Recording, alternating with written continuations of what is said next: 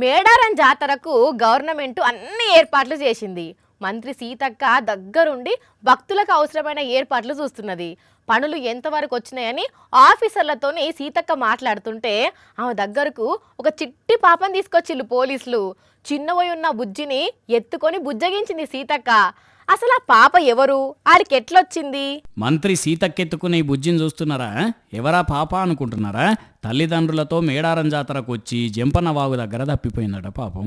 తల్లిదండ్రులు కనబడకపోయేసరికి అమ్మ అమ్మ అని ఏడ్చుకుంటా అటు ఇటు తిరుగుతుంటే ఎవరో పోలీసులకు అప్పచెప్పిండ్రు. ఆయన తాళ్ళు ఈ బుజ్జిని అక్కడనే ఉన్న మంత్రి సీతక్క దగ్గరికి తీసుకుపోయిందట. ఏడుస్తున్న పాపను చూడంగానే అయ్యో బిడ్డ అని ఎత్తుకొని ఊకో ఊకో ఏడవకు అని బుజ్జగించింది సీతక్క. తల్లిదండ్రుల పేర్లు ఊరు పేరు అడిగితే పాపం ఆ పిల్లకి చెప్పొస్తలేదట. తల్లిదండ్రులు ఏడున్నా పోలీస్ కంట్రోల్ రూమ్ దగ్గరికి రావాలని చెప్పుకొచ్చింది.